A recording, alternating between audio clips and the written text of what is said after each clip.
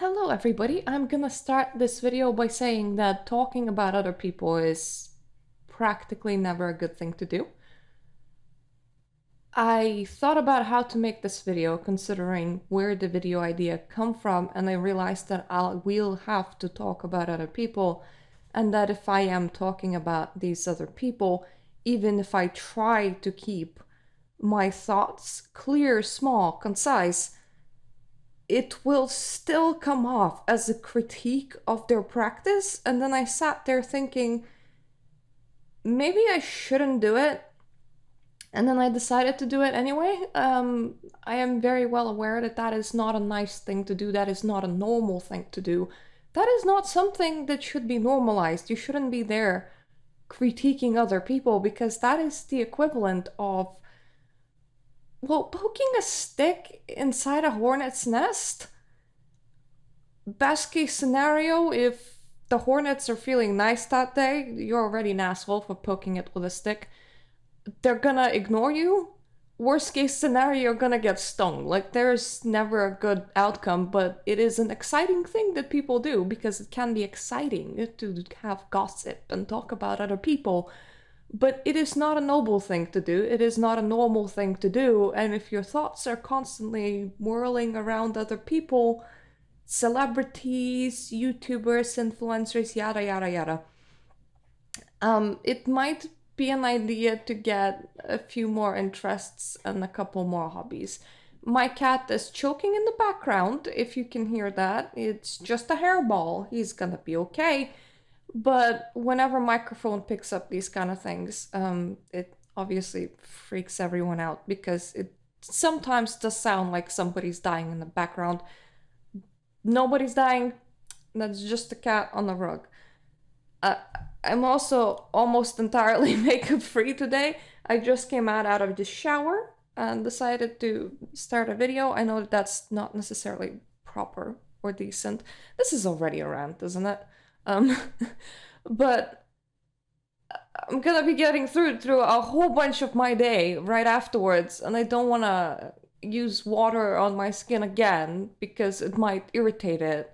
So I was like, okay, let's just not do anything to our skin. Let's fuck it. Let's be how we are naturally. It will do. Outside of a bit of lipstick, I look kind of dead without it. Like, my lip color is very, very close to my skin color.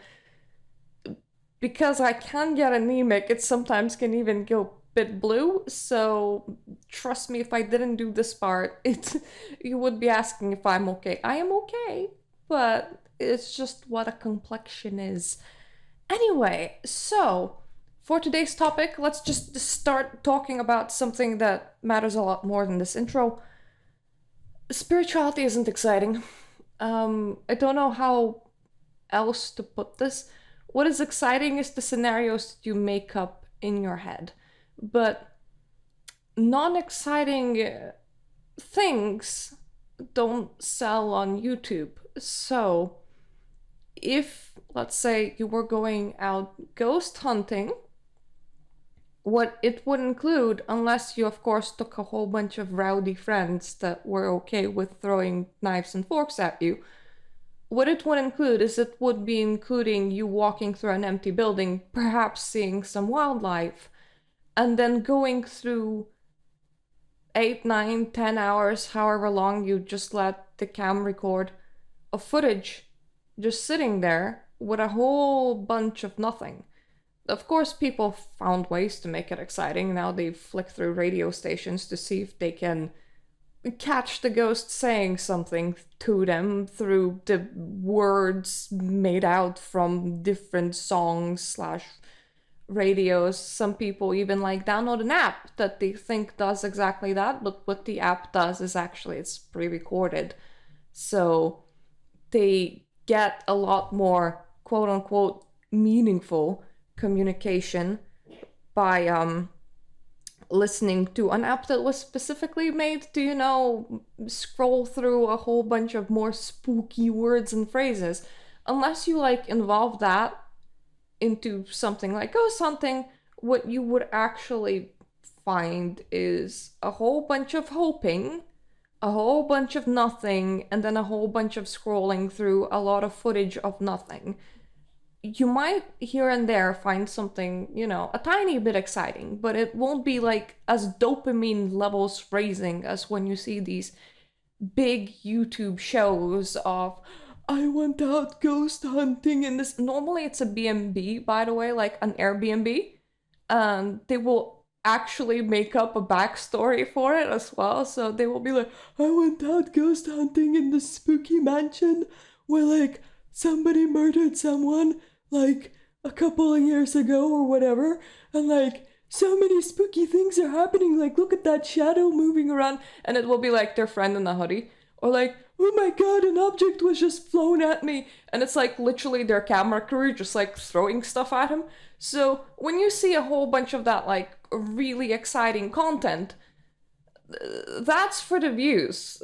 That is entertainment. It is a fictional media. It is shot not like a fictional media, but it is still a fictional media.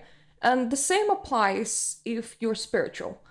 I'm gonna tell you now that if you choose to take a spirituality, what it will include most of the time is prayer, meditation, self-introspection, trying to just sit there and analyze your actions and your thoughts. Maybe you will want to go further than that. Maybe you'll set up an altar and you will take the time to light a candle and you will take the time to feel the peace and you will ask for signs perhaps, and then 2 weeks later a song will play and you will be like, oh my god, that sounds exactly like the sign that I was asking for. Maybe you'll sit there in meditation and you'll be conversing, but it will be very unclear to you whether or not you're conversing with yourself because you'll be interpreting your own thoughts as answers. And sometimes it will be quite profound, but it is a bit like the programmer's ducky experiment, where if you can't solve an issue, take a rubber ducky and tell the rubber ducky your issue. By the time you're done telling rubber ducky your issue, you might find a solution. It can involve a lot of hoping and asking for things. Help me with this. Help me find a job. I hope that my move will go okay. I am currently looking for a new place to stay. Can you make sure that the right place lands in my path?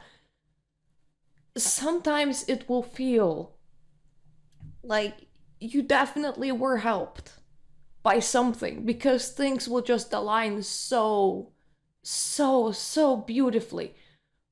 But someone that is an atheist will always be able to also just explain it as, oh, it's a synchronicity. You were already looking for this, you were hoping for this, and then you also added an aspect of faith. That doesn't really prove anything, because real faith is subtle. Real spirituality is subtle. Casting spells, it's subtle. It's not Harry Potter. It's not this mystic thing. And when people go to the points where it becomes this big mystic thing, there are two things that is happening. One, if you're on the left-hand path, and a lot of these people would say that they're not. They would say that they more align with a regular common religion, but the way that they're practicing it is as if they're on the left-hand path that rejects community, that rejects consensus, that rejects having big religious books and focuses on, well, first of all, breaking taboos and believing that God is answering you is kind of taboo. Secondly, it focuses on a personal spiritual practice, which means that you will be sitting there in your room alone, talking into the air, listening to your thoughts come back, seeing if they're, meaningful. This, without somebody to ground you, and normally a lot of people don't have anyone to ground you, and without the ability to separate your own imagination from yourself, when this person that I'm talking about, okay, I'm just gonna try and finish the thought. then I'm gonna include the person later. If you're on the left-hand path, or more specifically, if your personal spiritual practice is so personal that you're the only person inside your personal spiritual practice, and therefore nobody else can give you any comments on it, one of the dangers of it is that you'll run off with your imagination. If things are starting to sound way too exciting, probably because you're creating a story in your head. Because remember that when people go, oh, I went and met these entities in the astral, they mean one of the two things. They either mean the traditional astral experience where you lie flat, try not to fall asleep, and climb out of your body, which normally means that you have fallen asleep and started to lucid dream, or at the very least invoked something very, very, very similar in your mind. Or they mean, I set up in meditation, my head got so bored that it started running through very vivid scenarios, and at that point, I tried thinking thinky thoughts with a purpose, which is, it sounds a bit better saying I met entities in the astral than it does I imagined the scenario in my head. But that is effectively the mechanism that you're employing to do all of this. So when someone is there and when their experience can be very closely summed up to somebody's wacky dream, to a point where, and then I transformed into a Powerpuff Girl and Michelangelo gave me a sword and I staked the bad guy. If their experience starts getting very, very close to that, chances are they are running away with with their own head. Not running away with your own head is a skill that's very, very, very hard to get. Because it requires you to sit down and introspect. It requires you to think about the whole thing differently. It requires you to go, okay, was that me? Was that my personal prejudice? Was that how I interpret the world? Was that my lack of knowledge? Was that non-literal? Because that is another question that you can ask. And when that is lacking, what people resort to is literally, well, I think hard with my thinky thoughts, and I imagined the scenario, and I turned into an all-powerful unicorn, and I met something with 3 heads, and they were very, very, very powerful because they had 3 heads, and they were like 10 foot tall, and tentacles came out of them, but like, I had my guardian angel with them, and they were like, don't worry, just like prepare to fight, and then they gave me a sword, and then I like ran at them, and like, I stabbed them so much. There's another angle of this when people start also going, so I think very, very hard with my thinky thoughts, and I went off to meet the gods, and the gods were like, oh wow, you're so hot. Like, you are so sexually hot. Like, you're the finest specimen out there. And they had hot sex with me, and like, we spent hours just having really, really hot sex, and like, everyone's so about me. Like, I am so awesome. It's a very nice niche to fall into, especially if your regular life is boring, or if you're lacking validation from other people, or if you feel like you're a regular person. Falling into a niche where your own head goes, oh, you are so awesome, will feel really, really good.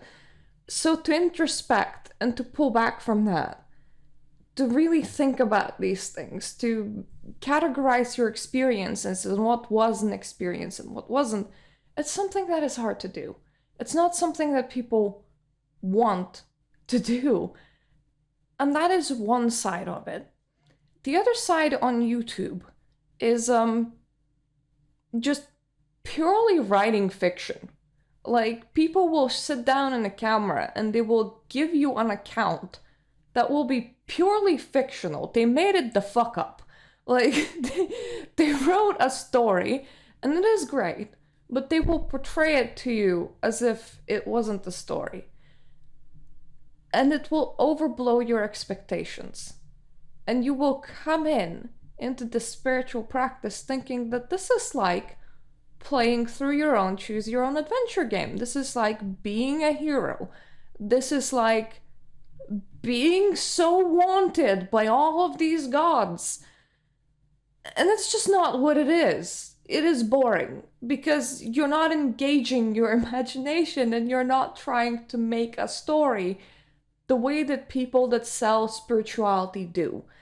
And okay, good part of the video over, time to progress to the bad part. Why am I ranting about this to begin with? Why was there a image of some YouTuber's thumbnail inside my own thumbnail for this video? Well, that's because I had a very probably young and impressionable mind come up to my subreddit, and that has happened several times. Young, impressionable minds are attracted to fantastical happenings because they find the current status quo to be boring. And they came out with something that is already very, very high in the La La Land. They came out, how can I meet a demon and ask them for perfect health and immortality? And it's like, well, mate, that's not something that happens. You don't see 900-year-old people walking around, and if they claim to be one, they have something to sell you. When people fall that badly into the fictional hole, normally what comes out is that they get scammed. That is the only outcome of that. So I told him this very specific thing. Occultists work with influencing probabilities. Evocation requires getting your mind to hallucinate without using hallucinogens and can't be captured on camera. Effectively, you will always find a real-world explanation and you won't encounter what you expect from a Hollywood movie set. However, if you're serious with your practice, you can learn deep lessons and strategize around events in life. Having business partners never hurts. Being able to be wise, being able to structure yourself, being able to... Now, some people find that spirituality is external, other people think that it is internal. Whether you perceive spirits as external or internal will not really change the way that you interact with them. Therefore, no answer here is wrong. But no matter you're trying to evoke an egregore of a wise teacher by trying to think the way that they would and answering your own questions in your head, or whether you fully believe that these answers are external and coming from somewhere else, having that conversation with yourself where you sit down, you meditate, you relax, you lie out your problem, and then you interpret your thoughts. It won't hurt unless you have a schizoactive mental disorder, which makes you very, very hard for you to, separate what is reality and what is fiction. It won't hurt. At the very worst, you're doing the rubber ducky method, in which case you are answering your own question. At very best, the answers are external, and we can hope. So it will likely still be beneficial to you if you can, get past this belief in it all. But it's not quite that exciting thing that people portray it being. And when I talk about evocation, what I mean is when people say I summoned the demon into the physical world, it requires a lot of years of practice. It requires trying to enter the right trance states while still walking around and doing something. And people that did manage to do it, after a lot of time of practice, saw something for almost a split second, and it felt more like a hallucination because that's what you're making your mind do. It can't be captured on camera. And if you bring Bob or Sally or whatever with you, they're not gonna see it. Which is why atheism is not an invalid, spiritual standing point. It is a very, very logical standing point. And why atheists will like critique spiritual people that, well, you can't prove any of this, and that is true. That is probably why you should just be, nice to people and not try and cram your religion down their throats, but at the same time, stand firm in you being completely able to believe in what you want to believe, especially if you are grounded and you're not trying to apply your own personal rules to everything else, and there isn't some sort of mental disorder going on, and whatever you're doing is not just like devolving into self-harm, because that is another thing to check for. If you start believing that your spirits want your blood and that you should be sitting there cutting your arms open, maybe that's your personal self-destructive tendencies, mate, and you should really, really, really pull back.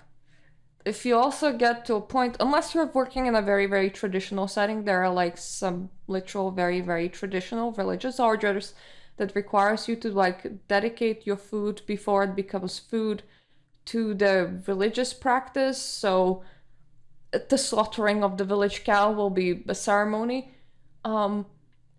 If you're just practicing on your own and you believe that your spirits require you to butcher a chicken in your own kitchen, and that is not something that you would normally do for your meals because you don't live on a farm, maybe that ain't it, fam, and maybe you should like pull back as well. If you do want to make a meat offering, why not buy it from the supermarket, cook it, and serve it? You can do that instead. This person replies to this comment of mine with, "That's not what Melinda the Mystic Witch says in her YouTube channels concerning demons." And the video that is in the thumbnail, which is my experiment in working with Bale, I went through. And I am not entirely sure if this person is making it the fuck up, or if they're just that imaginative and that just in their like spiritual experiences go completely off the rails. But if you're experienced in this and your personal spiritual experiences are not about it going completely off the rails, you'll see a lot of red flags in it, especially in the focus on like the scripting of appearances and voices and going, oh, and he transformed into this form, and in this form he's very, very powerful. Mate, if you're interacting with something, you are interacting with a bodiless consciousness that is shapeless by default, and energy cannot really be destroyed, so what would really, really powerful even mean? Which is why it's so confusing when people go, oh, and I am a warrior for God, and I'm fighting the just cause. It really sounds to me like you're role-playing, or you're stage playing, where you have this like an act, and it helps with your self-confidence and self-esteem and the feeling of belonging. You feel like you're doing something and like you're achieving something. But look at it this way. If energy can't be destroyed and you're interacting with a bodiless consciousness, you yourself without a body would be a bodiless consciousness. There isn't some sort of Super Saiyan power level attached to it. What do you mean you're fighting a war? With what hands? With what weapons? What exactly do you think you're doing? All of these things are very much grounded in our reality of having a body, having feet, having hands, being able to take an injury, death, as something that occurs. Imagine a reality when that ain't so. So that is a fairly red flag. The other red flags are always when you start projecting like very strong emotions, like, oh, and they got really mad at me for like no reason and like they roared. That's not how anybody acts. Why would you expect someone that's wiser and older than you to act like that, considering that they would be, well balanced, well experienced being? It's a projection because we feel emotions that are sometimes highly irrational.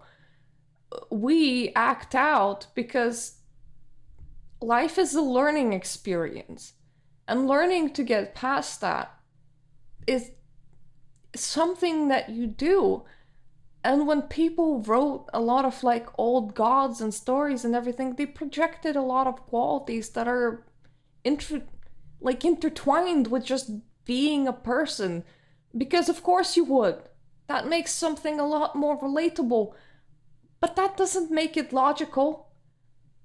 That doesn't make it real. If you feel like there is a being that's getting super angry with you for no particular reason, chances are they're not. Chances are you either have some sort of excitement within you where you want a more exciting story, so you're like, and then the villain came in and you slapped me for no particular reason to just like establish himself as a villain in the story. You want that, or you have some sort of insecurity and you're always putting yourself down and you think that other people getting angry with you is just the norm, which is sad, but that happens. People have very, very low self-esteem, and at that point they will just sit there and start questioning, is the god mad with me? Do they want me to suffer? And it's like, no, that's not a productive spiritual thought. Don't think in that direction, mate. No. That's you putting yourself down because you met too many shitty people in your real world. That is what is happening. They also have areas not show up in their personal experience of the spirit that, in my experience, do show up when you're deep inside a spiritual practice. Baal the demon is based on Baal Hadad, the weather and storm deity. We know this historically, and when I was working with demons that had masks of demons, the kind of information that I would receive wouldn't particularly make sense until I would go down, sit down, read some historical books, and I go, actually, if it is not what I think it is, if I drop this line of thinking of like, demons are bad and this is the Christian depiction, the original Grimoire depiction of a demon, if I instead apply their original god mask, which is what the context that spirit was borrowed from, suddenly it makes perfect sense. I've received like words and statements that made zero fucking sense and comparisons that made no sense, and I was like, no way, my mind is making this the fuck up. Then I would sit down with Google and I would type in the phrase that I've received, and up pops up a scientist, like a historian rather, of like, that goes, I have a firm belief that this symbol doesn't represent this body in the sky. It instead represents this body in the sky. I think that this is how it synchronizes with all of the other depictions of this body in the sky and how it entered that particular mythology. And then you're like, wait a minute, one of the symbolisms of this body in the sky is literally the mask that I'm interacting with, the god by its god name, and this other name that I've received is also by this person's like historical evidence, them. Suddenly the information that I've received makes perfect sense, and it isn't like this big overblown thing. It is literally like a sentence coming through your mind, or very, very symbolic picture, and then you're gonna go and you're gonna sit down and you're gonna research, and it's gonna be, when your brain somehow gets it right, it's a very spiritually affirming experience. But it is not, oh, and I'm very, very proficient in astral, and I went and I met like this beautiful boy in like this higher dimensions, and they were glowing blue, you know, and they had all of these emotions, and they were like irrationally angry towards me at one point, and like they were roaring, and like they were telling me all of these things that had no actual actionable way for me to check them, because they're all something that's happening in scenarios. It's not something that pertains to the real world. That is the kind of flags that you should look for, especially when people are telling their own experiences, because sometimes they do mean well. They don't mean to like make up fiction. It's just the way that their mind functions. And if it is the way that your mind functions, then you really, really, really need to ground when you're interacting with spirituality, because it is so easy to run off to the la la land. It is so easy to fly off with your own thinky thoughts and to make these elaborate stories if the information that you're getting does not pertain to the real world, and there's no way for you to check it, and it is only purely there for your personal, private, mental entertainment, that ain't it, fam. That ain't it. There are a couple of other reasons why I'm trying not to like be mean to the channel or to like dislike the channel. This could be the person's very genuine spiritual practice. Me sitting here talking about it like a dick makes me a dick. I want you to know that. Once again, talking about other people is not normal, and it's not something that you should be doing online. But it is something that they do a lot of, which makes me have an automatic dislike to it. For example, this thumbnail. The wicked secret packet of Sam and Colby's success. Celebrities are not toys. They're not cardboard cutouts. For fuck's sake, they are people. What the fuck are you doing? When you make some sort of conspiracy theory about another person and their spirituality and what they do on their free, what the fuck is wrong with you? That is my genuine reaction. You do know that other people, they also have access to the internet. And they get to read about all this shit flung directly at them, right? Do you know what it does to your mental state? Do you know how badly it impacts? Because all of these little can't shut the fuck up. Seriously. Like, because you don't have anything else more interesting happening in your life. Is that it? Do you really need entertainment at the expense of somebody else? This is what you're doing. And it gets to them. It gets to people. That's why drug use, drug overdoses, early death, depression, nervous disorders are so common with celebrities that are in the public eye. They're already barraged by fucking tabloids that will sit outside their house and flash the camera at all times to capture them at their worst.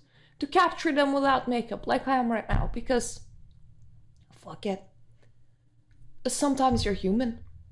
Sometimes you don't have a full face of makeup. Sometimes you don't look very flattering. Sometimes you're hungover. Sometimes you don't know how to deal with your nervous breakdowns, especially when the world doesn't leave you alone. And then you sit and you contribute to that. And that is quite a lot of what the channel does. It contributes to conspiracy theories because, let me outline this. This isn't spirituality, this is other people. Other human beings walking the planet with you, that also have emotions, that also have experiences, that also have a life. What the fuck are you doing? And yet they're not gonna come out. They're not gonna come out and just tell you that, because they have PR. They have a team that manages their social media. They need to keep up the face. They need to keep up the appearances, because, oh, lordy God, if somebody that's famous says something wrong just once, whole media storm all over, and then the mouths just keep on talking and keep on talking and keep on talking and keep on talking, to a point where they can't do anything wrong, right? So when you're a celebrity, you have somebody else take care of that. You don't do public talks. You don't do like tweets, and you don't do all of that. You script all of that. Either somebody does that entirely for you, and it is some intern that is promoting your brand, or what you say is very, very carefully weighed and scripted. And you don't answer the questions that might be problematic and that will get the whole whirling machine whirl again. Because for one thing, if it whirls too much, it hurts your career. Because people suddenly make opinions about you as if you're not a human being, as if you're not a person. And yet there are exceptions. Sometimes there are really horrible things that are worth talking about, especially when it pertains to abuse or like criminal behavior. We know a lot of like really big celebrity dramas where like people high up were involved in things that they shouldn't have been involved with the kids. We know that a lot of things happen behind the curtains that shouldn't happen behind the curtain. Those kind of things, they do need to be spoken about. They do need to come out. But when it is literally just a human being a human, what the fuck are you doing? And that is a lot of what the channel does. And the thing is, she started doing that and her views fell off. She's receiving 1/3 of the views she was receiving a year ago. And she goes, oh, that's because YouTube must have blacklisted me. They're not bringing me, content and everything. They're not like bringing people to me. Could it be because you're talking absolute wank shite about other people? Could that be it? Could it be that a regular person perhaps doesn't want to get involved in that because it feels wrong? Because it kind of is. And then you have, I don't actually know what happened here, but the description of the video is enough. What no one's saying about this astrologer's tragedy. This is where you're like starting to really like walk the line of absolute scum. The kind of scum that goes, I am a psychic. I know that your family is grieving, that you have like a dead son or whatever, but I know that they want to bring you a message from the afterlife. Just pay me some bookie. Or even more when you just like have this strong desire for fame. So you're like, this celebrity that just died, the voices in my head, which are my spirit guides, that's how you know that I'm legitimate, are telling me that this is precisely what happened. Like, this is why they died. And this is where they are right now. They're just like sitting in some second hell realm because they really don't like them. And they're now burning to death because they made a deal with the devil. And that is like, not my religion, fam. And that made the deal with the devil, it will be something that they have invented themselves in their own headcanon. When you start talking about people that have experienced some sort of like traumatic experience, or even worse, people that died, and you start to insert yourself into that situation as the third party by going, oh my god, I'm like so special and so psychic, and this is like totes what happened, and this is like I know it because it's like it comes to my brain through like the big cosmic rays. You either really need a serious sitting down and talking to, because you have went off the rails to a point where you're going off the rails is actually hurting other people, or you're just scum. There's no in between. Like, you're either are legitimately trying to help other people and you think that that is what you're doing, so you're doing this very, very scummy behavior and you don't even have the self-awareness that it is scummy behavior, and somebody really honestly needs to like interject and tell you that, because apparently you have no self-awareness. You think that this is helping, you think that this is a good message to deliver, or you're just a fraud and you're doing it for fame. You perfectly know what you're doing and you're just scum. So I have a fairly bad perception of this lady, not because we have religious differences, but because this is the kind of content that she makes. And me making this video is sort of me making this kind of content too. And that's what makes me feel very, very bad about it. That's why I try to keep it to a minimum, but for fuck's sake, people don't do this. Other people are people too. You don't just get to stand up there and drag them through whatever mud that you have imagined in your mind. They're people. They're people. Don't do that with celebrity. Just because they're famous doesn't give you the right to that. Don't do it to somebody's tragedy. Don't do it to other YouTubers. It's just focus on ideas, not people. It's the best way that I can put, because when you just get the perpetual gossip machine going, there's nothing that's more mentally, psychologically damaging for someone else than that. And there's also nothing more empty that you could be talking about. That is the most empty shit that you can be outputting. So, outside of that rant about like this woman, and I know how bad it is to be ranting about someone else inside a video. I hope that this video has been like helpful.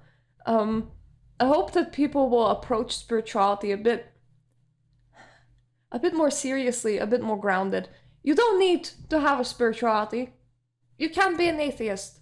But if you're gonna be approaching it, just keep in mind, you're not gonna be the main character in this wonderful story. That's what fiction's all about.